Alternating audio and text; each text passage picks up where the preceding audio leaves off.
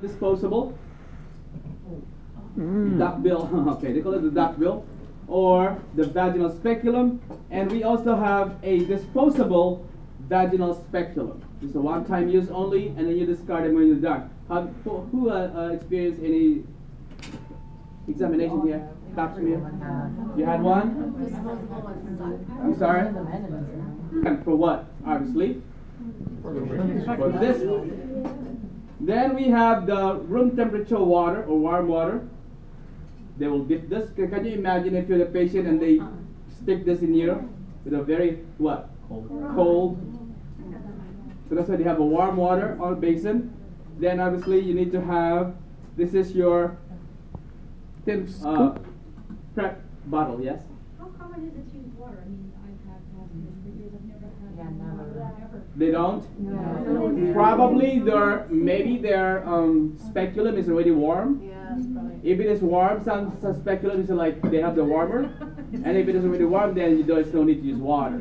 Now, for the most part, if it is wrapped and then stuffed in the back, like in the supply room, in the cabinet, and it is still really cold, the patient will appreciate if you don't stick this in their what? Vagina. The vagina with a cold one. Oh my God, what was that cold? Obviously, you're already nervous, you're already shaking, and then plus they stick something really cold, right? Go, you will pee on my face. There. What was it all about? It's going to happen, right? Yes? Yes. So I'm not sure. That's the reason why they have the warm water basin. What they do is they normally what? To warm this up. Okay. Now, what you also need is, as a medical assistant, you need to have 2 pairs of gloves, disposable gloves, one for the provider and one for you. Are you guys with me? And then, obviously, you have so this is what it works, right? With the patient, what position would the patient be placed on? Oh, like Lithotomy? Okay, so this is the vaginal speculum. The vaginal speculum is when the doctor tries to what? Scrape someone. Specimen from where? The cervix. And either they use the speculum, you need to have, and for another 4x4 sponges on the tray. A lot of times the doctor or your MA's job is to put squeeze some lube on the gauze, and the doctor will just dip it before the physician inserts it into the cervix. Are you guys with me? In the vagina, yes. It's all sterile, yeah. Oh, I have it here. Now also, besides the speculum, the doctor might use the cervical brush. It's like a, what do you call this little? Mascara. Mascara wand. And what the physician will be doing is, when the physician inserts and scrapes some specimen from the cervix, your job as an MA, normally this is in the back table, or a system table, and this is the thin prep bottle, which is like it contains a solution to preserve the specimen. You squish it here.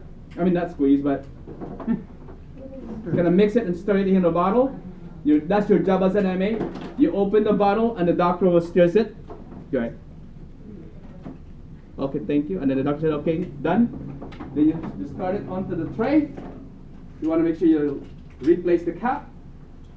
Then put in a lab. On the lab requisition slip. Yes. And send it to the lab along with the form. Are you guys with me? All right. So, also the physician might use, or the doctor might need a, where's the microslide? The slide. All right, here. Okay. If the doctor said, instead of doing the thin prep bottle, you want the micro or slide, or microscope slide.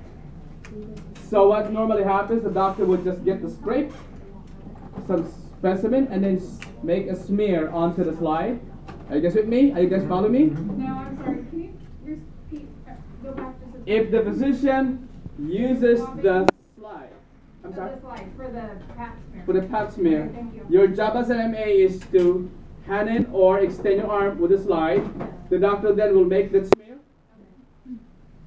on one and then 2 slides, whatever she chooses, Your job as an MA will get the fixative spray, and the purpose of this is to preserve the specimen. Yes? Yeah. Lay it in the back corner of the counter. Let it air dry.